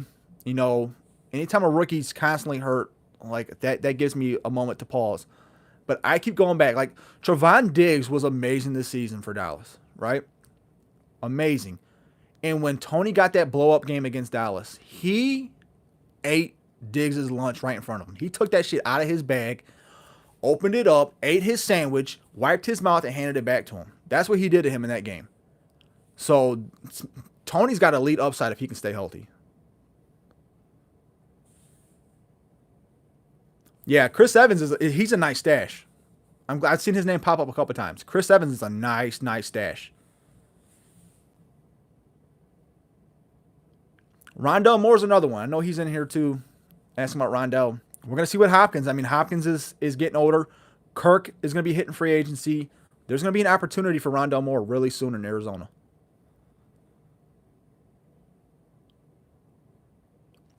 Tony for draft capital, like what I would trade, what I'm trying to get him for, I'm trying to go back to because Tony was probably a second round pick in most drafts, mid-second. So you're probably going to have to upgrade from there. You know, I would start probably early second. If this is a 1 QB league, I might dangle like that 112 pick, 110 in that range. But I believe in his upside. I think he has really high upside if he can get it together. He's an electric player.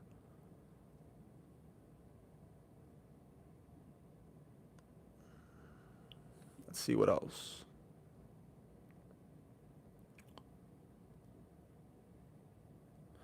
So A-Rob, my thoughts on Curtis Samuel and A-Rob. A-Rob, you have to feel bad for. You have to feel bad what he dealt with in Chicago this past season. But we've seen him play really high end. Like, he's been productive. He's getting older, obviously.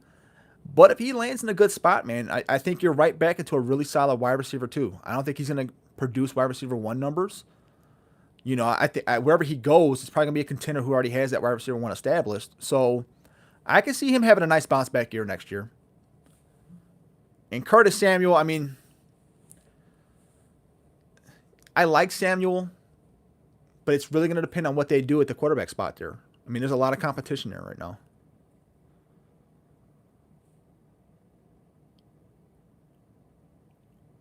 Let's see.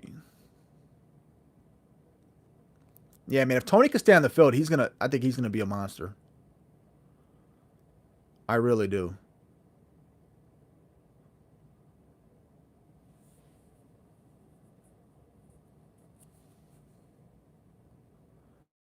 Hey, I appreciate you preventing me from going out shoveling snow. You're helping me. You help me help you guys. By doing that, it helps me. I don't know what time it is right now here. I started this shit at like 9. It's getting there. It's getting close to 10. I got a late start tomorrow for work. I already got the text saying come in at 10 instead of 8, just based on the weather. So if I can avoid it, man, I'm going to avoid it. Trade Gallup in a 2.9 for Claypool. Yeah, I'm doing that deal. Gallup in a 2.9 for Claypool. In a 4.6, I think that was. 14 team. What's up, Jake? See, you just got here. So, Jake, you missed it. We're doing a 12-team Dynasty League Dynamo inaugural Dynasty team. We're going to do a draft. It's going to be a startup Dynasty draft. It is going to be a full IDP, 40-man rosters. So, you're going to have to start 11 IDP. It's a super flex. It's a half-point tight end premium. 22 starters overall. There's going to be a 10-man taxi. First and second-year players are on taxi. Yeah, I mean, it's going to be a fun league. I'm going to commission it. We're going to host it on my fantasy league.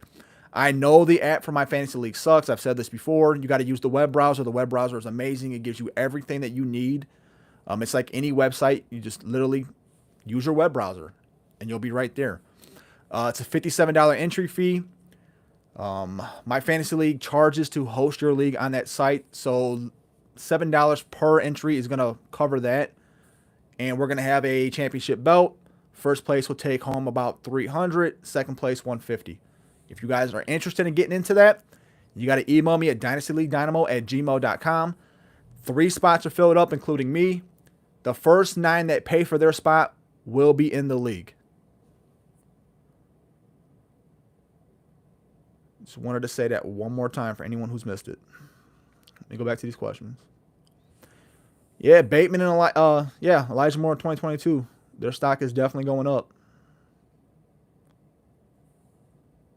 Definitely going up. So Simmons, man, Simmons had a couple of nice games this year.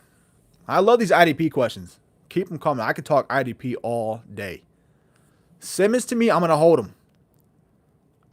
him. He's still one of those hybrid type players. He's one of those guys that I think he's going to get it figured out. They're going to find a way to use him the right way. And when that happens, like I want you to remember what happened with Dylan Buchanan when he was playing in Arizona and the positional advantage. Because when Buchanan was still being labeled as a safety, literally you were getting 20, 25 points a week from a DB with Buchanan. And hopefully they can get Simmons figured out and find the right role for him. And once they do, I think that's going to be the type of upside he's going to get. He's going to be all over the field. And I think we started seeing glimpses of it this season. So I'm holding on to him. Let's see. Going through the chat, guys. Jake, if you want to get in, man, you got to send me an email. Like I said, I'll send out the invites. Literally, the first 9 people that pay to get in will be in. That's the most fair way that I can do it. I've got 3 spots locked up. The first 9 that pay to get into it, it'll be on League Safe. We'll be using League Safe to control the money situation and all that. First 9 that pay for it will be in the league. It's going to be a brand new startup. But I need people that are going to be committed to playing and being active. It's going to be a 40. How I'm planning on doing it, I'll break it down 1 second for you guys. We're going to do 2 drafts. I'm going to do 2 separate drafts. We are going to obviously randomize the draft order. We're going to do a vet draft. And then we are going to do a rookie draft in May. I would like to get the vet draft done here soon. And what I'm going to do is, if you end up picking one by chance in the vet draft, if that's your draft slot, you'll be picking 12th in the rookie draft. I'm just going to reverse those slots.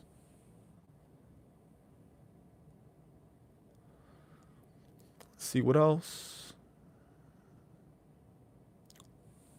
No, we're using My Fantasy League to host the league. League Safe is just something that is used with My Fantasy League. League Safe is how you keep the money in a safe situation, and I don't have to hound people to pay for their team. League Safe will do that for me.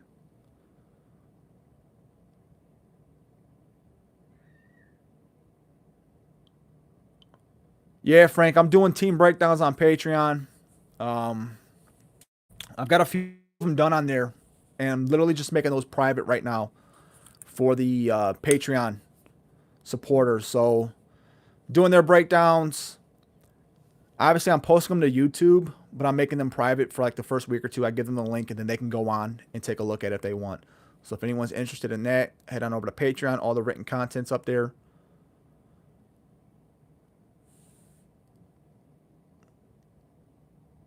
Let me go back and look.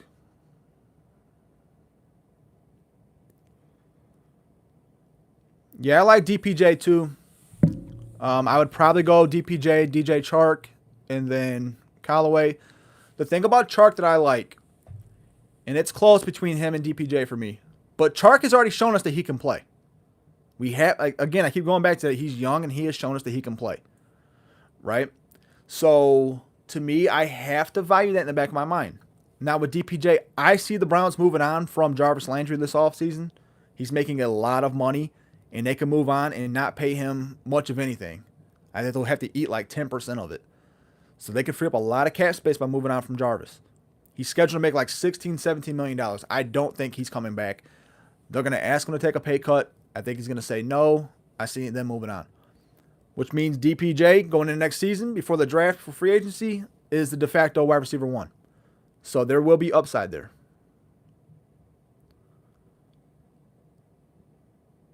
So Jake, my fantasy league does have a phone app, but that phone app is absolutely terrible.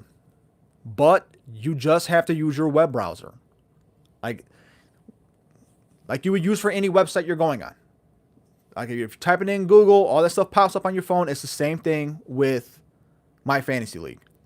I don't like their app. I think their app is terrible. But literally, I just type in the web browser, use the web browser to open up my league's page, and you have access to everything. You can see everything right in front of you. It's like it would be on a desktop, honestly.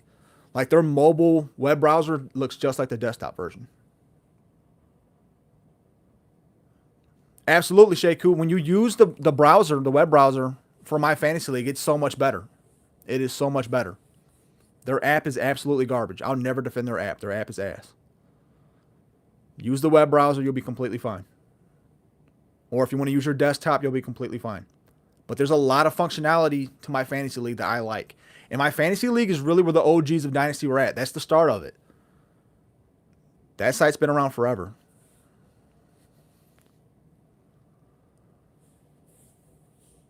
TJ, you got an offer. Trade the 1.5 and a 1.8, Dearness Johnson and Darrell Williams. What was that offer for?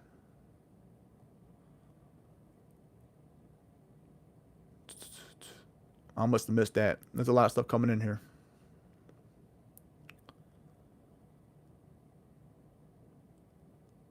Yeah, that browser's way better. And yep, admin, it's going to be subscriber league. You got to make sure you're a subscriber. That is the one caveat.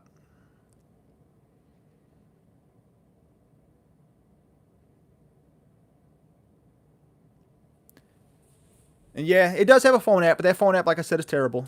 Just don't use the phone app. Use the browser. You'll be fine. The browser for my fantasy league gives you a breakdown of everything. It's right in front of your face. You know, you can see your team, everybody else's team. They have a league chat feature on there. There's just a lot of stuff. I like the functionality of it. So, again, if you guys are interested, you want to get in a league with me, it's going to be the Dynasty League Dynamo League. It's a Dynasty League, so I need people that are going to be committed to it. This is not a redraft. It's a Dynasty.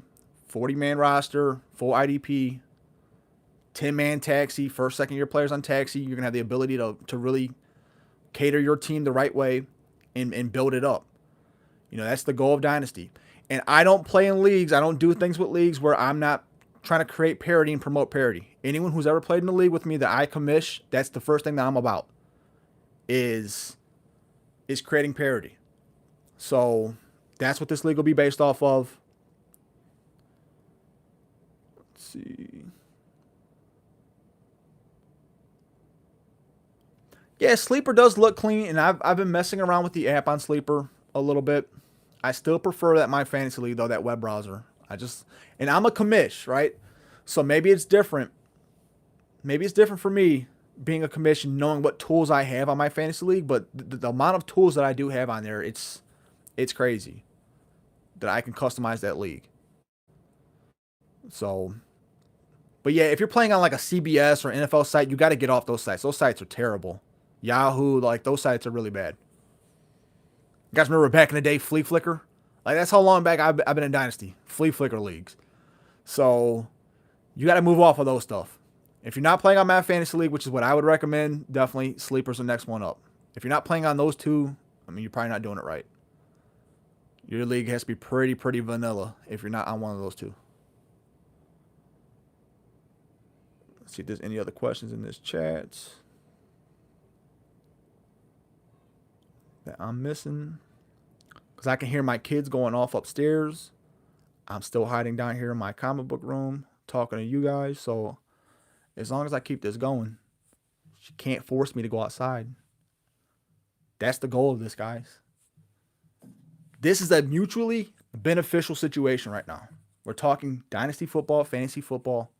We're going to get a new league going, a fun league, 40-man roster, 10-man taxi, full IDP, super flex, tight end premium. We're going to keep all that going, right? But it's going to help me from not going outside in 10-degree weather, shoveling my damn driveway, and making sure my car is ready to go tomorrow morning. That's how this is helping me right now. So keep the questions coming. If you guys value me at all, at least give me 10 more questions. 10 more. Save me for another 15 minutes. And then I'll just have to bite the bullet. Put on some damn pants, some jeans, find my boots, and go do the damn thing outside. Your first Dynasty League was paper. Damn, Joe, you're going back to the Stone Ages. Was paper and pencil. From the USA Today paper. Joe's one of the OGs of Dynasty football. We need to give Joe a round of applause. Is Justin Fields worth an early second in a single QB? If you don't have a quarterback, I'm going to say yes. Is Peoples-Jones worthless?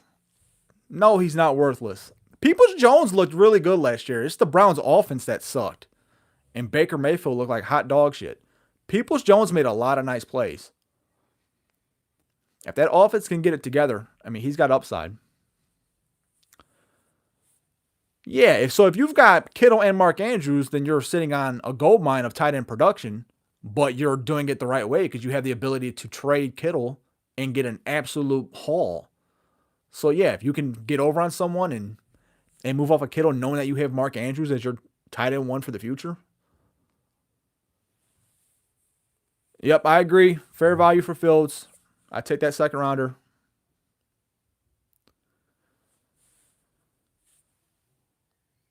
First IDP player off the board. I mean, it's probably gonna be Hutchinson, DN from what is that, Michigan? To me, that's who it's gonna be.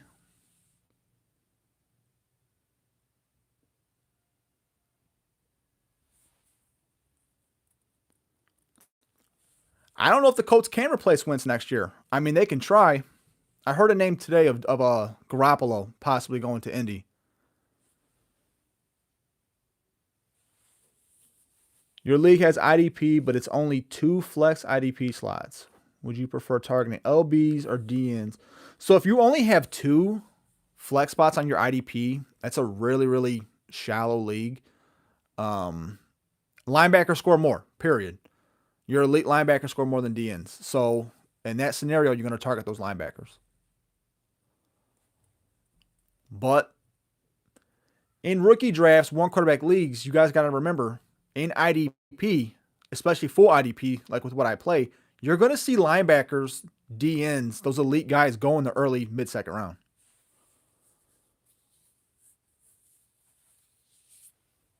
Like you're going to see those type of players go early, mid-second round, and that's just kind of standard, you know. Those elite DNs, though, in your IDP leagues, if you can acquire them, you know, like Bosa, Hunter, Myles Garrett, players like that, you know, they have a real safe floor production because you'll start D linemen who might only have 2 or 3 points a week, right? Like they'll have those terrible weeks where they'll get a sack or two where they'll score 12, but then the next week they're scoring 2. Those elite DNs will give you that safe floor, you know, 10 to 12 points. Then they're going to have those weeks where they're scoring 20, 25 points. That is a very valuable position to have locked down because it gives you that positional advantage. You need to be looking at your team as like, okay, I'm trying to win each one of these matchups. Like you want your quarterback to score more than the other quarterback. Like if you can break it down like that, you know, you can start putting your team together. So if you have your DNs, your D linemen outscoring the other D linemen by 10, 15 points a week, that's an advantage. If your linebackers are outscoring them by 20 points, that's an advantage. And you start stacking it up on defense, and if you can get your IDP together, you might have a 30, 40 point per week advantage on your defense versus everyone else that you're going to go up against. And that's going to be a huge, huge advantage on the offensive side of things. And it will make up for having those offensive players having bad weeks. So, but in a shallow league like that, only having 2 spots, you got to target your linebackers. I mean, my top targets in this upcoming draft it's going to be Burks and Wilson. I don't recognize the name. I try to make sure. No, okay, I do recognize the name. Yeah, it's going to be Burks and Wilson. You know how I like to build. I like to build my wide receivers. So Trimble at tight end. I mean, we'll see. Tight ends take some time to develop, but if he's a player who's sitting on waivers or you can get him on the cheap, that's a tight end I'd probably be targeting. Just a stash. Let's see what happens.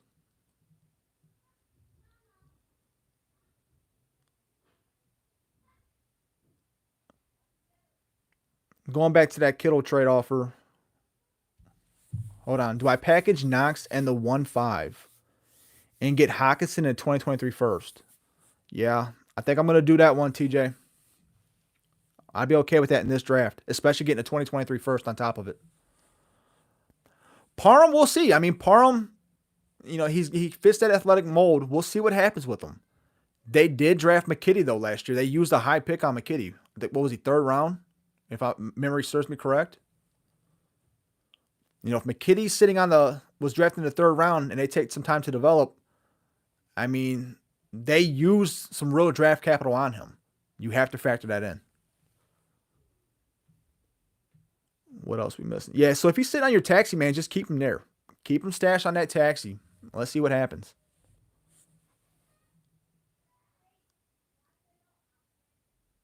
Let's see what happens.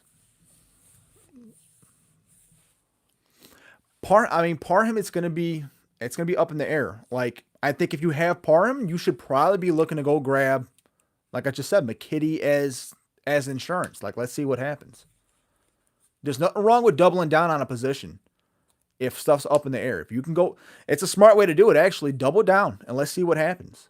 Someone's going to emerge from that situation.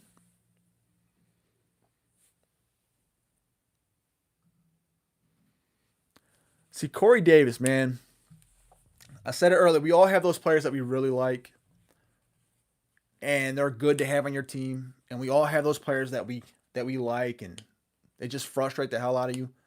Corey Davis is one of them for me. You know, when he came out, all the upside in the world, got it together towards the end of his time in Tennessee. He looked like he was going to be off to a good start, and then he did what Corey Davis does. He disappears, all that good stuff. He's someone like you have to just hold him. You're not going to get real value for him. You have to just hold him and see what happens. He has the talent. He absolutely has the talent. Nice, Adam. You getting your ring tomorrow? Congrats. Championship rings are nice, man. I mean, they're real nice. Oh, mine just fell. It might not be nice too much longer. I was going to pull that bad boy out. Let's see. No, it's all right. It's all right. Yeah. That was this season in one of the leagues. This was a nice touch. This was our first year doing it, having a championship ring. I like it a lot. It's cool. Came in a nice little box. Plop it in there. Get to just take a nice little quick look at it. You want to open it up. Championship rings. I mean, belts, trophies, all that stuff. That's nice to have. That's a nice touch to a league. Like, you know, the Feather River League I've talked about, having that championship belt this year, it meant more to me. And again, I've won that league 4 times in 10 seasons. It meant more to me this year winning it than it has in years past, based on that belt. Let's see what else we got. Baker Mayfield, Mason Rudolph, and Jared Goff. That's your quarterback situation. I'm going to need for you to take a hard look in the mirror and just admit that you've got a problem. You've got a quarterback problem. Uncle Rico. Where's Uncle Rico at? That's your starting quarterback next season, Uncle Rico.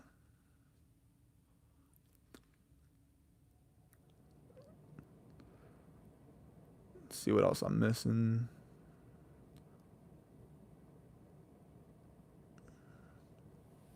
Yeah, see, I think Pittsburgh used a same round tender, an original round tender on Haskins. I believe they did. So if that's what they did, I think it's going to be Haskins next year if it came down to those two.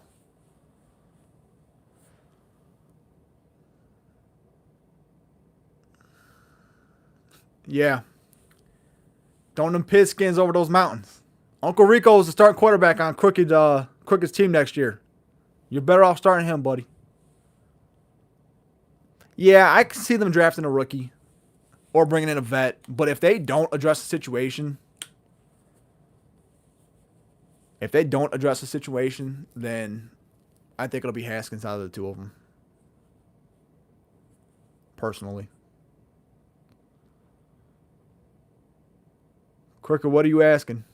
This year, 1, 2. Oh, sorry, never mind. 1, 2 for 1, 3, and 111 plus flyers.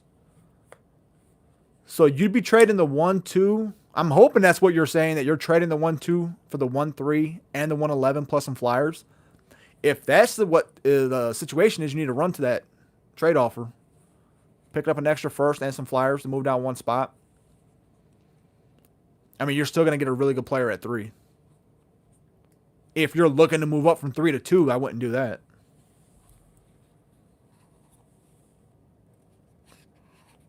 As a Browns fan, how do I feel about them? I mean, the issue with the Browns is Baker and his health this year. I mean, you look at week 1, and I know it's a long ways away. Look back to week 1, Browns versus KC. That was a great game, and Baker looked good. He got hurt doing shit that he can't do. Baker thinks that he can run the ball, and he's a scrambler out in the backfield, and that's not his game. Like, Baker, you are a 5'11", slow running back or a quarterback that, I mean, you can't run the damn ball. That's what I want to get to say. You just, that's not your game. Maybe you can move around the pocket, but you got hurt out here trying to damn scramble mode, and that's not you. That's never going to be you. Use your feet to move the pocket, right? But you're not going to be this dude that gets out there and runs in space. And if he can't, like, learn that and get that shit through his head, they're in trouble. And it sucks because the rest of that team is ready to win now.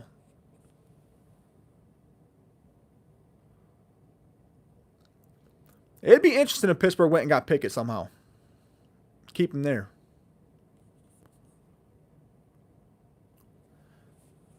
Yeah, Malik Willis is going to rise up boards, guys. I think Malik Willis is going to be the quarterback that really shoots up the draft board. And therefore, he's going to shoot up a lot of super flex rookie drafts.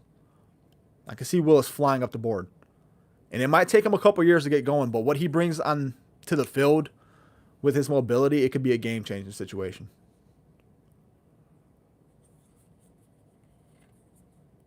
It really could. So, but yeah, I can hear the bells in the background, y'all. I don't think I can avoid this much longer. I don't think I can avoid this much longer. Let me see. Let me answer this one last question. How do you feel about Willis? Don't think I take him unless he hits the back end of the first round in Superflex. I think it depends on if you believe that he's going to develop as a passer. You know what he's going to bring on the ground, and he's going to bring instant production on the ground. We've seen players who can't pass the ball, who scramble out, put up elite fantasy numbers, i.e. Jalen Hurts, right? Jalen Hurts is garbage time king, but does his arm match up with his legs in the future? We don't know. But he's going to have to sit, like Willis is going to have to sit back and learn the game for a little bit. But if that happens, he's going to be dynamic. So yeah, in that scenario, I'm probably okay taking him in the back end of the first. That's where I'm targeting him at in Superflex drafts, back end of the first. And that's where I'd be comfortable taking him. And that's one of those lottery picks. That's either going to blow up in your face or you are going to be sitting back looking that, you know, you got over on everybody in that draft if he hits. And yeah, Skull's saying it right now. Willis is going to have to sit for a little bit. And that's the truth. He's going to have to sit for a little bit. And that's okay.